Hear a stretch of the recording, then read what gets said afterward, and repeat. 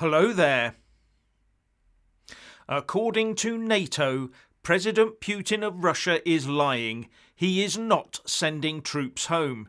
He's consolidating them at the Ukraine border for an attack.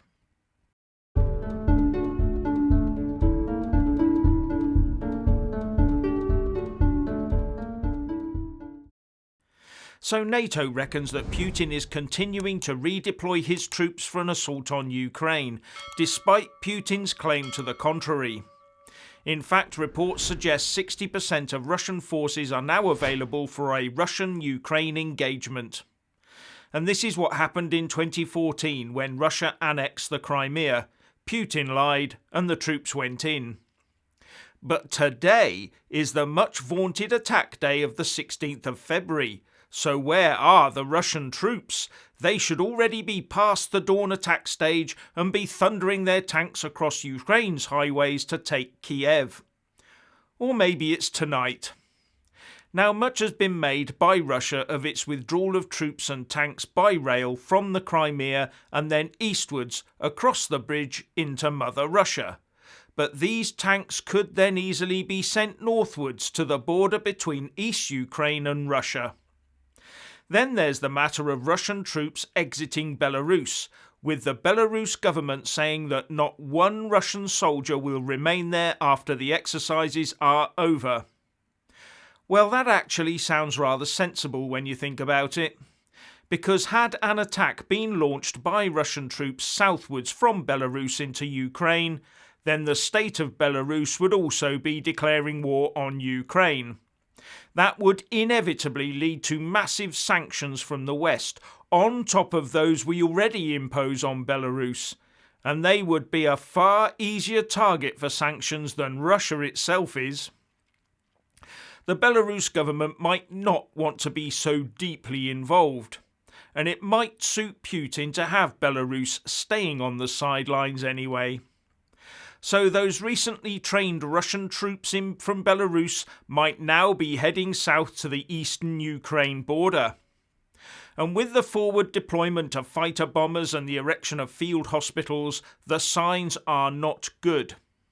There is also the matter of the Russian parliament, the State Duma, yesterday voting to ask Putin to recognise two Russian-backed breakaway regions in eastern Ukraine as independent of Ukraine.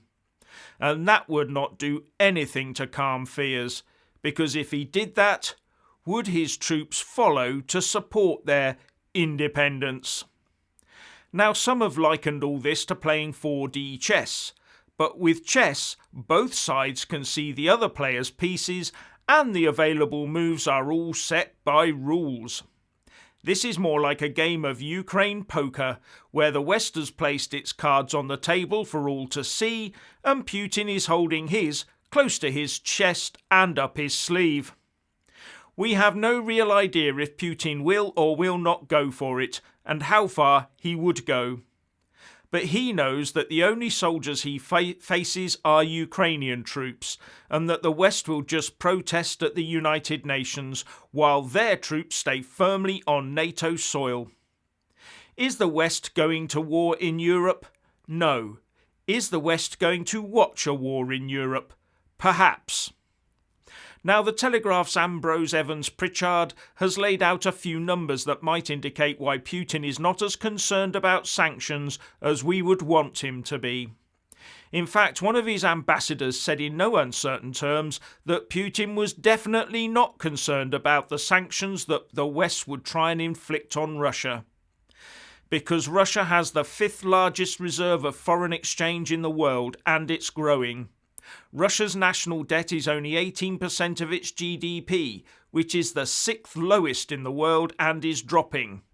Ours, for example, is at the near 100% mark.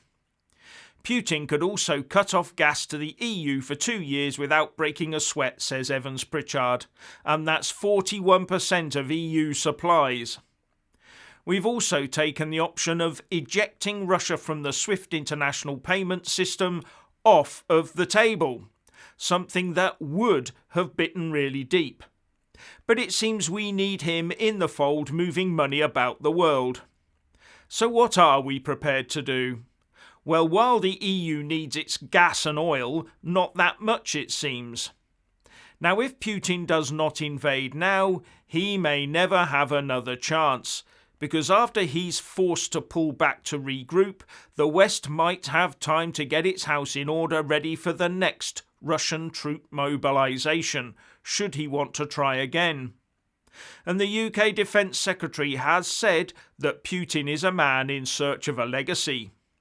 So for Putin it might be a case of now or never while the West is in disarray.